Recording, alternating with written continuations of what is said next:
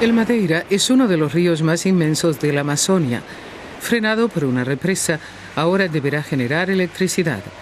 Aquí solía haber una montaña y una catarata, pero ahora se construye una central energética. 44 turbinas, 3 de las cuales ya están en marcha.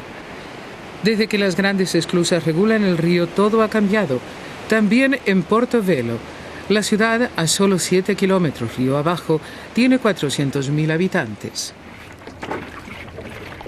El constructor de canoas Francisco de Sousa vivió en esta parte de la ciudad durante casi 30 años, en la orilla del Madeira. Nos cuenta que hasta hace pocos meses aquí había jardines con grandes árboles.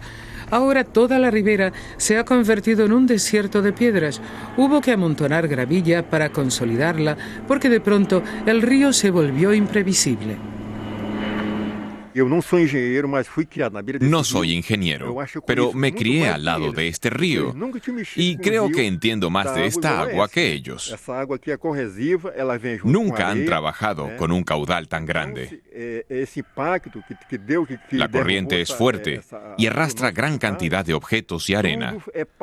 Que ahora se haya llevado nuestras casas y nuestros jardines tiene que ver con la central hidroeléctrica. Lo niegan, pero es más que obvio. En el pasado nunca ocurrió algo así.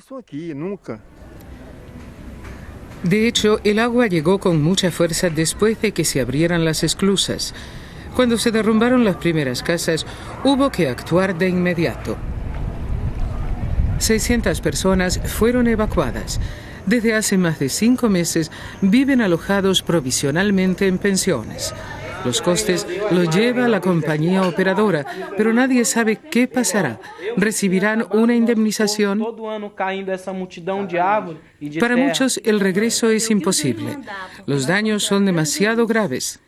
Con estos folletos, dice de Sousa, la empresa quiere quedar bien.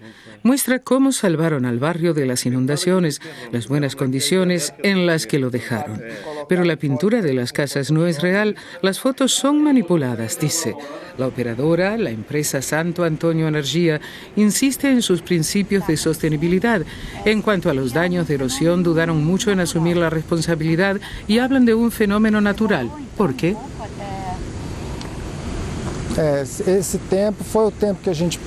Necesitábamos tiempo para que el jefe del proyecto pudiera evaluar la situación y dar su opinión.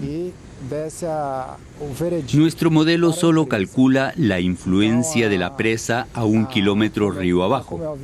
Es decir, esta situación inesperada no había sido analizada previamente y por ello no pudimos responder antes. Y ahí a gente no tenía una respuesta de pronto. Las torres eléctricas marcan el paisaje. La nueva energía va en su mayoría al sur industrializado del país. A Bacelar y Dos Santos no llega.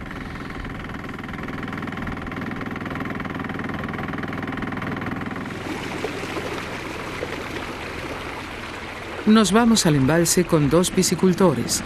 El agua sigue ascendiendo. La vegetación quedó cubierta en parte. Muchos árboles se pudren ahora en el agua. Esto, nos enseña Dos Santos, era la orilla. Todo eso era bosque, dice. Difícil de imaginar dónde solía quedar el cauce. Los dos nos enseñan su antigua piscifactoría. Hace más de 4 meses que los estanques están vacíos. El río se ha convertido prácticamente en agua muerta. No hay oxígeno suficiente, dice Bacelar. Además, no se retiraron las plantas y los árboles talados antes de que llegara el agua. Cuando sube, el agua va muy rápido. Antes, los peces no estaban enfermos, no tenían nada. Y no fue que primero se murieran 2 o 3. En ese caso podríamos haber reaccionado. No.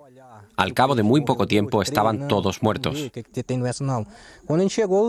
Cuando llegamos, había una mancha blanca en la superficie.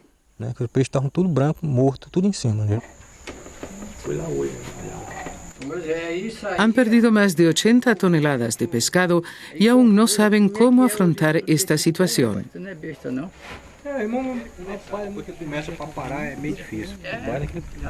Muchos pescadores de la región dicen que en el embalse quedan pocos peces.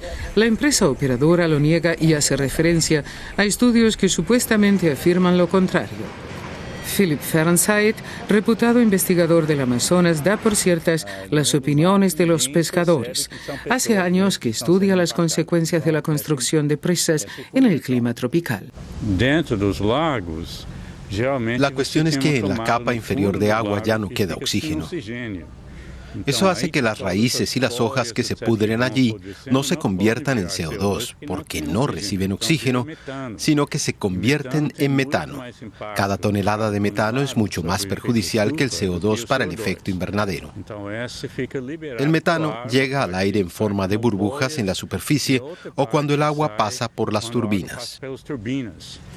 Eso es algo que nunca se tiene en cuenta, pero que incide en el efecto invernadero. Es decir, se trata de una energía que no tiene nada de ecológica. Quieren que alrededor de la presa vuelva a verse el verde. La operadora tiene la intención de reforestar 600 hectáreas con estos plantones y nos preguntamos qué tiene de ecológica esta energía. Es una energía que no contamina, porque el proceso que genera la energía no contamina. Supone una intervención en la naturaleza, sí, pero la producción no contamina. El gobierno brasileño también insiste en ello e impulsa la construcción de grandes presas.